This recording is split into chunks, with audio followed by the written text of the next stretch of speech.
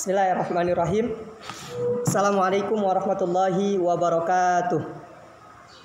Alhamdulillahirabbil alamin. Wabihi nasta'in ala umuri dunya waddin.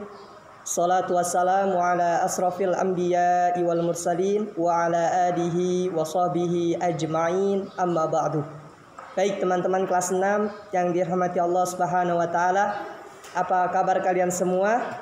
Insyaallah semuanya dalam keadaan sehat, juga senantiasa semangat dalam melakukan pembelajaran jarak jauh. Dan tentu kita juga berharap kita semua, orang tua kita semua juga dalam keadaan sehat, kemudian lancar rezekinya, dan juga senantiasa diberikan perlindungan oleh Allah Subhanahu wa taala. Nah, adapun pada pagi hari ini insyaallah kita akan sedikit mereview, mengulang dari materi yang sudah Bapak berikan di pertemuan sebelumnya. Namun sebelum itu seperti biasa, sebelum kita memulai pembelajaran, kita buka dahulu dengan bersama-sama membaca ayat Bismillahirrahmanirrahim. Bismillahirrahmanirrahim. Baik, sebentar. Oke, teman-teman yang dirahmati Allah Subhanahu wa taala, jangan lupa untuk disiapkan buku paketnya, kemudian juga disimak dan juga sambil dibuka materi yang sedang Bapak sampaikan. Nah, di pekan yang lalu sudah Bapak sampaikan bahwasanya kita sebagai seorang muslim maupun muslimah ada hal-hal yang mesti kita imani. Ya, ingat, rukun iman ada 6. Nah, di antaranya salah satunya ada beriman kepada qada dan qadar. Qada dan qadar, yaitu di urutan yang ke-6. Apa itu qada dan qadar? Kalau kita pahami secara ringkas, bahwasanya qada dan qadar adalah beriman kepada takdir yang baik maupun takdir yang buruk. Itu secara mudahnya. Namun secara lebih mendetail, lebih mendalam, bahwasanya qada yaitu ketetapan Allah yang sudah Allah buat pada zaman azali, yaitu sebelum diciptakannya manusia dan juga sebelum diciptakannya seluruh makhluk yang ada di muka bumi ini maupun di galaksi-galaksi, ya, yaitu di planet-planet yang lain belum diciptakan, namun sudah ditetapkan oleh Allah ketentuan kita semua. Nah, adapun qadar yaitu bentuk dari perwujudannya, ya, dan tentu Allah akan menentukan tergantung dengan ketentuan dan juga kehendak Allah. Tapi kita perlu pahami, jangan sampai kita hanya bergantung kepada ya sudah, ini kan takdir. Ya sudah, saya sulit dalam memahami pelajaran, ini kan takdir. Nah, ini yang salah. Ini yang semestinya dijauhkan pemikirannya dari pemikiran kita semua, orang-orang muslim maupun muslimah. Mengapa demikian? Karena takdir itu yang kita pelajari ada 2 macam. Yang pertama namanya takdir mu'allaq. Bareng-bareng, ya. Takdir mu'allaq. Sekali lagi, takdir mu'allaq. Baik, adapun yang kedua yaitu takdir mubrom. Apa? Takdir mubrom. Sekali lagi, takdir mubrom. Nah, jadi ada 2 macam. Yang pertama takdir mu'allaq, yang kedua takdir mubrom.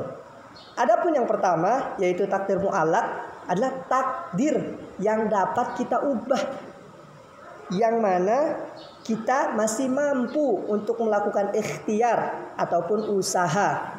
Contoh, ya, kita susah dalam memahami pembelajaran, atau kita belum paham dari pelajaran yang disampaikan, atau mungkin kita dalam keadaan miskin, maka kita bisa menjadi bagian orang-orang yang pintar dengan apa? Dengan semangat menuntut ilmu, dengan semangat belajar. Insya Allah, Allah akan memberikan kemudahan kepada kita, dan insya Allah nantinya kita menjadi orang yang berilmu.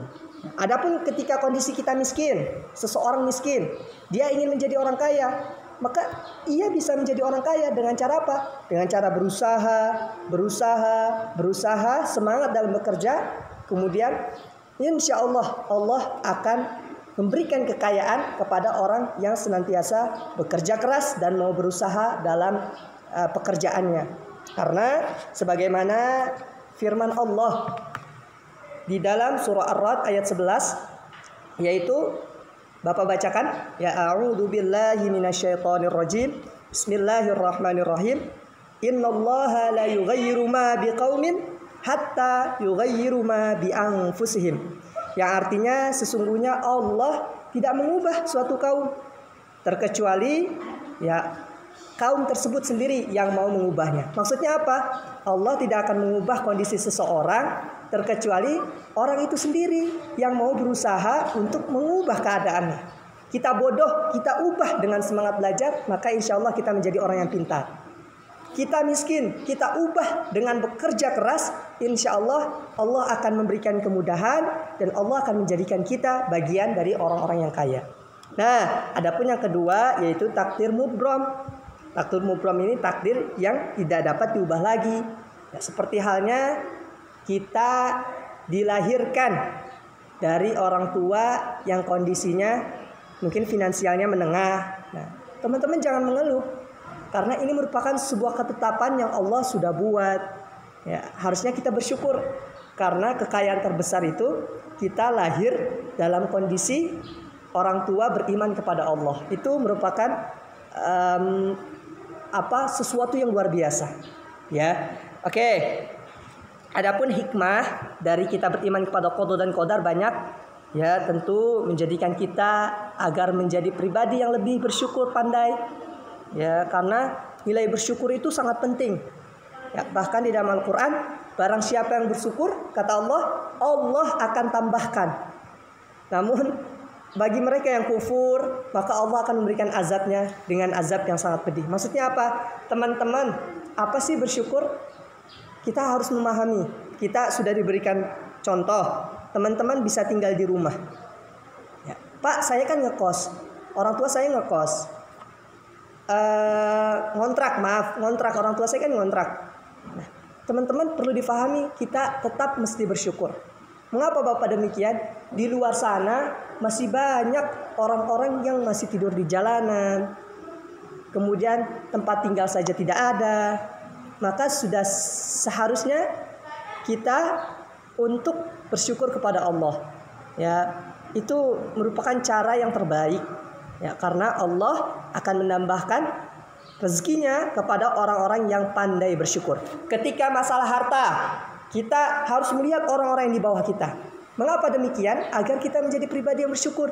Alhamdulillah ya Allah, ya saya masih diberikan orang tua yang lengkap. Alhamdulillah ya Allah, saya masih diberikan tempat tinggal. Nah, itu tanda kita bersyukur. Namun ketika kita melihat dalam segi akademis, dalam segi keilmuan, maka kita lihat orang-orang yang lebih tinggi. Wah, kenapa ya? Kok dia semangat belajarnya? Saya harus lebih semangat. Jadi, maka di dalam Al-Quran diminta kita untuk berlomba-lomba dalam kebaikan. Nah, kebaikan itu salah satunya dalam menuntut ilmu. Sedangkan dalam harta, kita melihat orang-orang yang di bawah. Teman-teman lihat dah. Ya, terkadang ada orang miskin sekali, ada orang fakir yang memerlukan bantuan. Sedangkan kita mau makan aja masih mudah. Ya, orang tua masih memasak, ya, atau membeli lauk. Sedangkan masih banyak orang-orang di luar sana yang kesulitan untuk hal yang demikian, untuk makan aja kesulitan. Nah, adapun kemarin teman-teman sudah mengerjakan ayo berlatih. Adapun hari ini silahkan teman-teman dikerjakan uji kompetensi di bab ini bagian 1 dan bagian 2. Bapak ulangi lagi, silahkan dikerjakan uji kompetensi bagian 1 dan bagian kedua. Kemudian setelah selesai, teman-teman diberikan nama di atasnya, baik di lembar yang 1 maupun juga teman-teman diberikan nama di atasnya di lembar kedua. Sangat Bapak harapkan teman-teman bisa dikerjakan sendiri dahulu. Yakin dengan kepercayaan kalian, yakin dengan kemampuan kalian. Dikerjakan dahulu sendiri hingga selesai, nanti baru minta orang tua atau orang-orang yang mendampingi untuk mengoreksi tugas kalian. Ya, jadi teman-teman harus yakin dulu dengan kemampuan kalian. Ya, kerjakan masing-masing, kerjakan sendiri-sendiri. Bapak tidak mengetahui nih bagaimana teman-teman mengerjakan, tapi Allah senantiasa Maha melihat. Kalau kita curang, ya maka Allah yang mengetahui. Ya, oke, mudah-mudahan teman-teman semua diberikan kemudahan kita semua juga diberikan kemudahan dalam menuntut ilmu. Ya, demikian yang bisa Bapak sampaikan. Kurang lebihnya Bapak mohon maaf apabila ada yang tidak tepat atau salah dalam penyampaiannya. Sangat diperkenankan untuk bisa saling mengoreksi. Mungkin ada orang tua yang menyimak juga video ini, kita bisa saling mengoreksi. Nah, demikian yang bisa Bapak sampaikan. Kurang lebihnya saya mohon maaf. Wabillahi taufiq wal hidayah. Assalamualaikum warahmatullahi wabarakatuh. Ya, jazakumullah khairan katsiran. Syukran.